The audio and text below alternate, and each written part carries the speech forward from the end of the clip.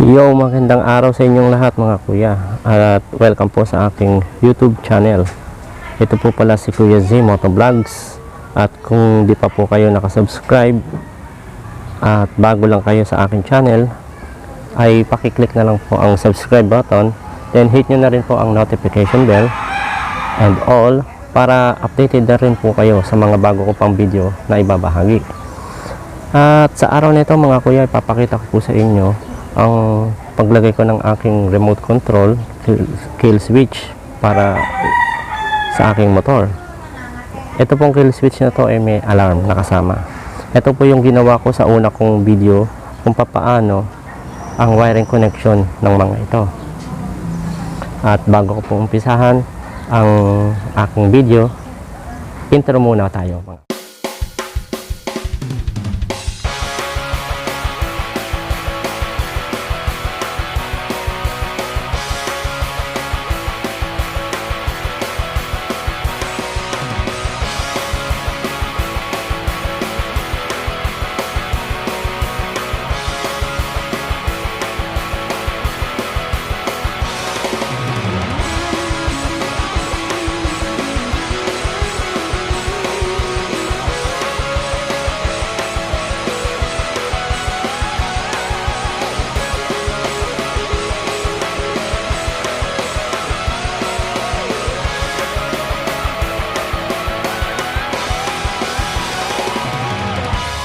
Bago ko po umpisahan mga kuya, tatanggalin ko muna yung headlight nya, yung cover, para kasi nandyan po yung wirings, pati po yung ibabaw doon, yung top cover, kasi doon po ako magpapadaan at doon ko ilalagay yung alarm system ko.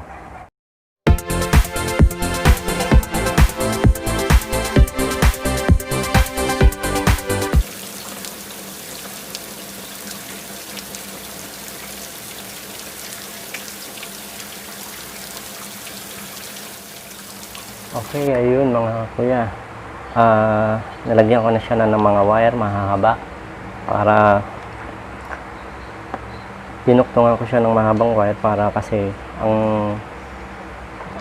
itong ginawa ko na to, ilalagay ko to sa bandang gitna ng aking motor. Kaya hinabahan ko siya ng wire kasi yung mga wire na to iduduktong ko doon sa unahan sa may headlight na binaklas ko kanina. So ito yung connection niya mga kuya.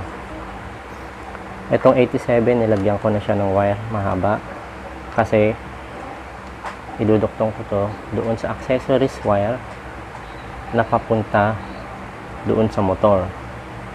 So bali ito yung out. Itong number 30, ito yung in na nanggaling sa ignition key, na pag sinusi, papasok dito, in, then lalabas dito sa kabilang linya papunta na sa motor. So para mangyari yon,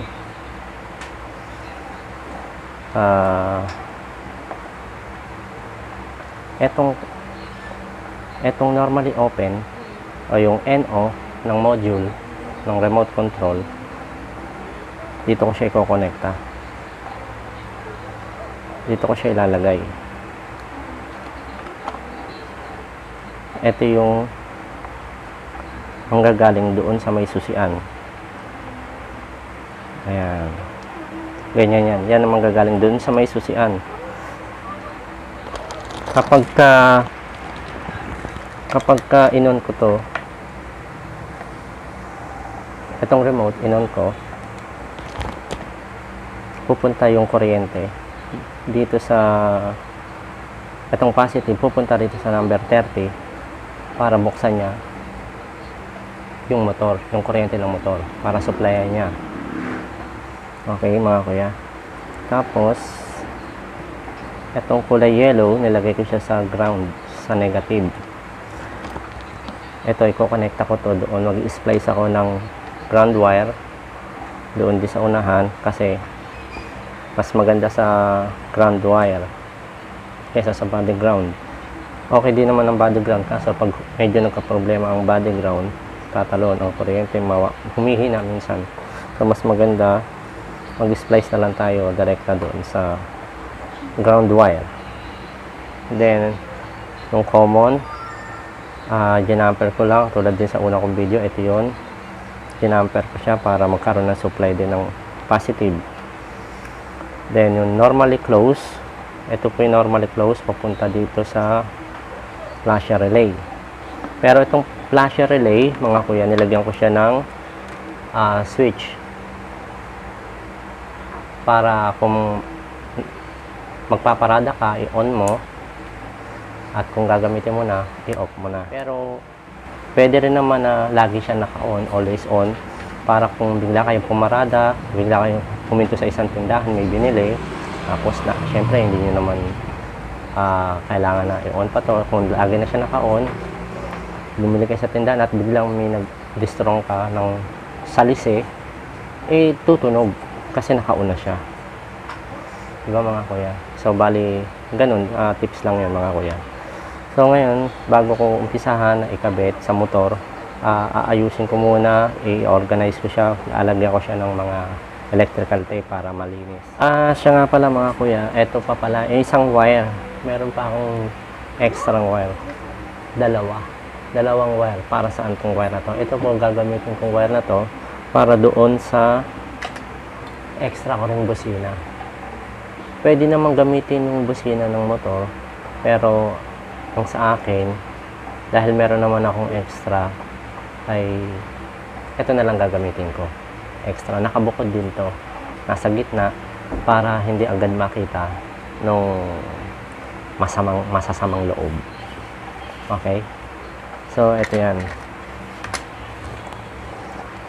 Itong wire na to, dito ko siya ilalagay sa may line o sa light na itong flasher relay. Ayan.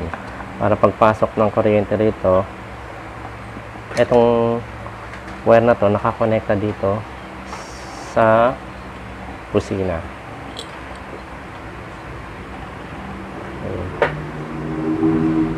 Ayan.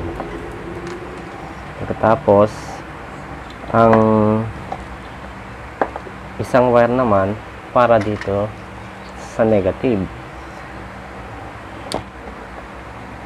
Dahil magkakasama naman sila halos dun sa gitnang part na paglalagyan ko, para medyo malapit lang dun sa wire, dito na lang ako magko-connecta ng ground.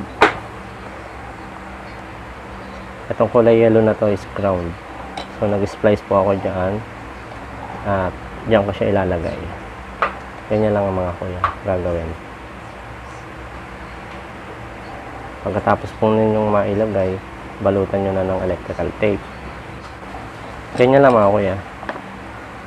So pagpasok ng kuryente niyan, pagka susi, papasok ang accessories na 12 volts dito. Then dahil naka normally close siya at naka-on itong switch para dito, tutunog na po ito. Ganun lang mga kuya. Okay mga kuya, ito na-organize ko na siya, nabalutan ko na ng mga electrical tape yung bawat wire, naka-separate na yung dapat i-separate. Itong switch para sa sa busina na alarm. Itong wire para naman sa mismong busina, at itong tatlong wire na to para doon sa accessories at para sa ground. Okay?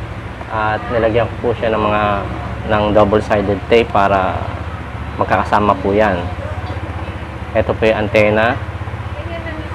Then meron po akong plastic na gagamitin. Para saan po ba itong plastic na to? Ito po ay gagamitin ko para dito sa module na to, dito sa tatlo na to, para hindi po siya mabasa ng tubig. So itong antena niya, hahabaan ko lang siya. Ayan, habaan ko siyang ganyan mga kuya. Tapos bubutasin ko lang itong dulo ng plastic na to. Nasa sa inyo po yung kung anong plastic ang gagamitin nyo. Sa akin po, ginamit ko ay itong ziplock. So yan, dyan ko lalagay yung antena, papasok siya rito sa loob. Ayan. Ganyan lang mga kuya. Okay. Para lang po ang purpose nito ay hindi siya kahit na umulan o mag-car wash, hindi po siya mabasa basta-basta. Yan lang po iiwasan natin, yung mabasa siya. Kasi electronics po yan. Pwedeng pag pinasukan ng tubig itong module ng remote control, pwede po mag-short yung kanyang mga pyesa. So, ganyan lang mga kuya. Yan. Balutan lang natin siya para safe lang po.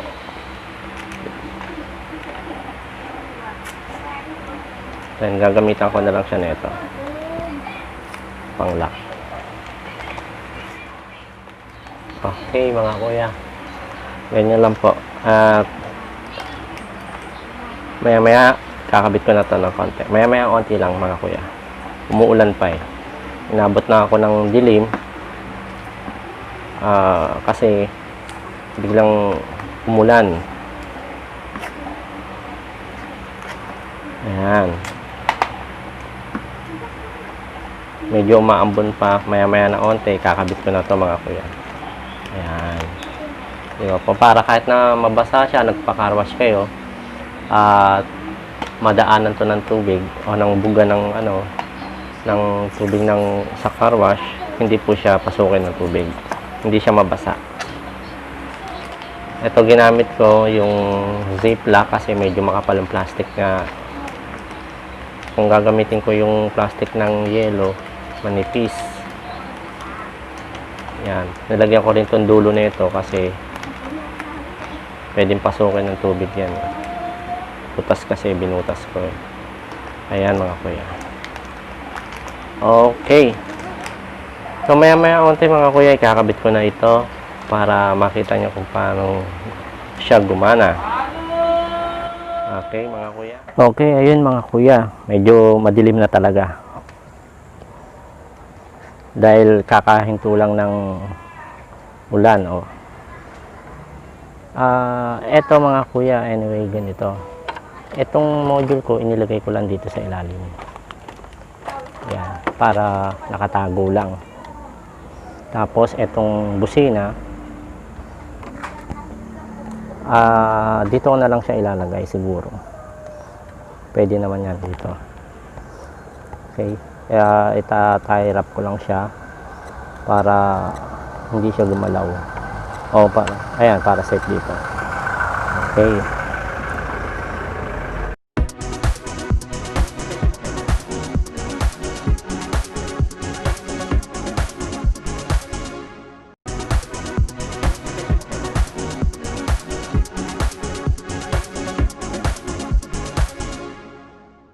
Dito na lang naisipan ko siyang ilagay para kahit pa paano tago. Pitan lang natin mga kuya. Ayan.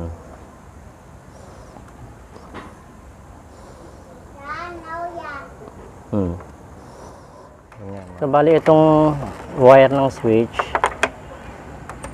dito ko lang siya ilalagay sa may ilalim ng upuan para nakatago siya sa loob ng upuan. Okay.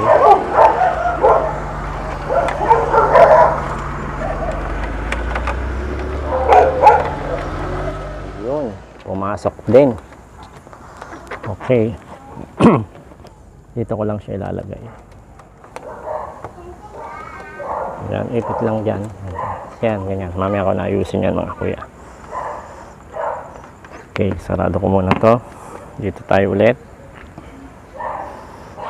Yan. So, bali ngayon, ito yung sinasabi ko, papagapangin ko siya papunta dito sa headlight sa unahan para itong wire na to, may connection ko siya.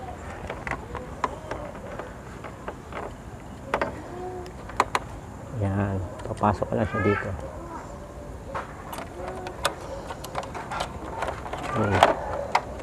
Ayan, ganyan lang mga kuya. Diba? At paano malinis siya. Okay. Ayun mga kuya. So, nalagay ko na yung wire at naitago ko na dito sa gilid, sa ilalim. At eto na siya mga kuya. So ngayon, ang gagawin natin ay ilalagay natin ngayon siya dito sa accessories. So kung makikita ninyo, etong kulay pula na to, ito yung live. Ito yung galing sa ignition key. Etong etong male na to. So inalis ko lang to. Ito yung accessories na galing sa susian. Etong kulay orange. Kasi sa Suzuki kulay orange ang accessories niya. Tapos itong kabilang kulay orange, ito na yung supply din papunta doon sa mga kuryente ng buong motor. So ito yung pagkasusi, pag ayan nagka-patong yan o magkadikit yan, magsisindi na yung motor natin. Okay? Pero sa ngayon, ang gagawin natin, paghihiwalayin natin siya. Inalis ko na siya dito sa socket.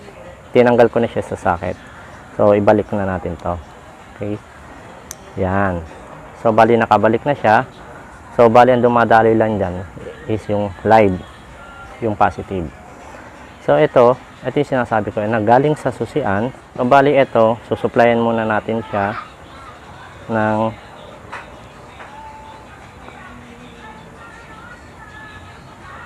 12 volts. Okay. So ayan, ganyan lang mga kuya. Dinuktong ko na lang siya. Hindi ko siya pinutol kasi anytime na gusto ko siyang ibalik sa stock, na pag sinusi ko, sisindi na agad. Ito lang ulit, dalawa na to, pagkokonektahin ko. Itong dalawa na to. Okay? Yan.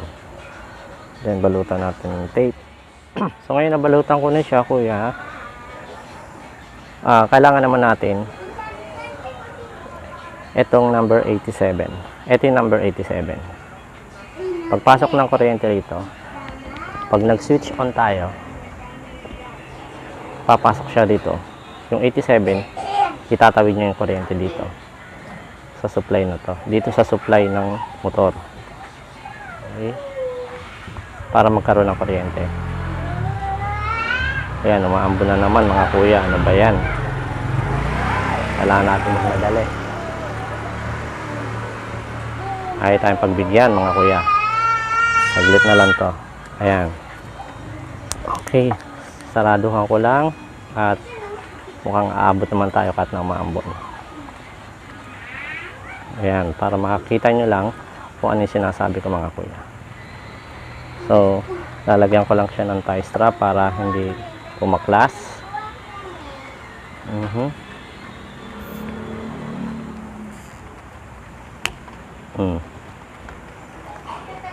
Isa pa.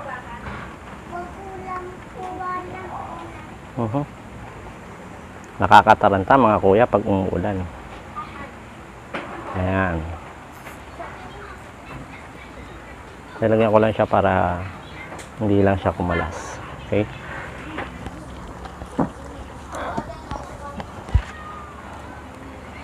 Okay. So, ganun din sa kabila. Lagyan na rin natin para linis.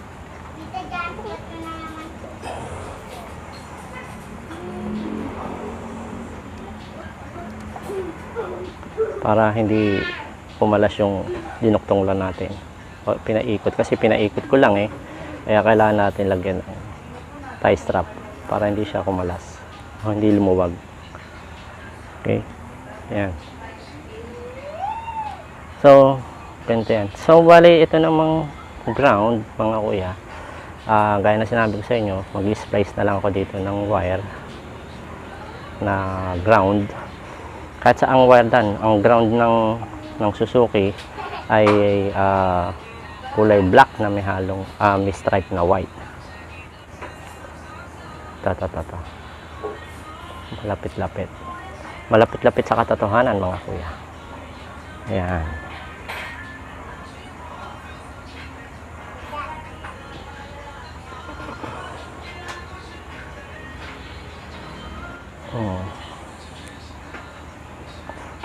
Okay.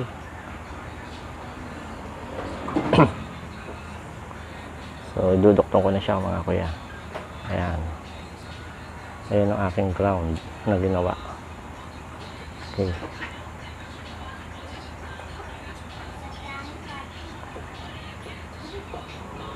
Ayan.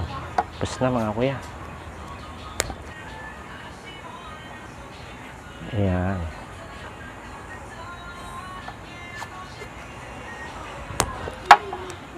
Balutan natin para walang biyak. Okay mga kuya. So bali ito na yung dalawa. So bali ito yung accessories. Dito ko pinasok yung papunta doon sa module. Okay? Ganito po yung sinasabi ko. Ngayon, pag ito po isinusi ko, tingnan nyo po. So, diba? Siya din-strong ka. Okay mga kuya. Pakita ko po Ayan mga kuya. Yan ang sinasabi ko. Na kapag yan, din-strong ka, na magnanakaw, tutunog yan. Okay? Ganun siya mga kuya. Pero, wala siyang kuryente. Wala siyang supply. Paano yun? Ito po yan. Ayan mga kuya. Ganito, ibabalik ko muna yung ilaw. Itong headlight para makita nyo kung ano yung sinasabi ko na walang kuryente. Okay? Kakabit ko muna siya.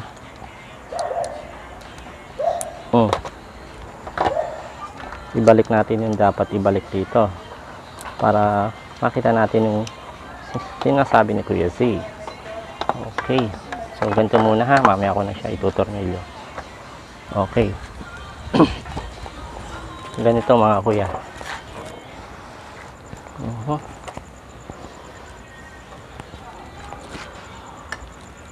Pag ito sinusi, dinistrong ka, makikita nyo wala siyang ilaw.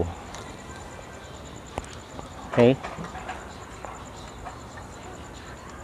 Tignan nyo hindi pa rin iilaw yung etong panel board. Ibig sabihin wala pa rin siyang kuryente. Para makailaw lang yan, pindutin nyo ito. Okay. So pinindot ko lang tong letter A. Meron na siyang kuryente. Diba mga kuya? Kill switch siya na may alarm. Kill switch na may alarm. Okay. So paanda rin natin. Okay. So ngayon, paano naman kung halimbawa nakasakay ka tapos biglang may humarang sa'yo, sinabihan baba, motor lang kailangan ko, di ibigay mo mga kuya, ibigay mo, sige. Then pagka medyo nakakalayo na sa ng konti, ang remote na ito maabot to ng 50 meters, 50 to 60, 70 meters, ganyan. So ang gawin mo, pagkasakay mo, pagkababa mo, nakasakay siya, then pindutin mo lang itong B, mamamatay na yan. Pag-iingay. Diba? Matataranta ngayon siya. Matataranta siya ngayon kuya. Dahil wala nang kuryente yan. Mag-iingay yung motor natin. Diba? Makakahingi tayo ng tulong. Okay? So, ganun lang mga kuya at maraming salamat. Sana naintindihan ninyo at huwag niyo pong kalimutan na mag-subscribe para sa aking YouTube channel. At kung ano man mga impormasyon na pwede ko pa ibigay, ay aking ibibigay. Akin na po itong tatakpan, hindi ko na po siya ibibideo. At least napakita ko sa inyo kung ano yung purpose na ginawa ko. Kill switch with alarm. Gamit ang remote control na A and B. Maraming salamat sa inyo mga kuya at magandang gabi sa lahat. Bye bye.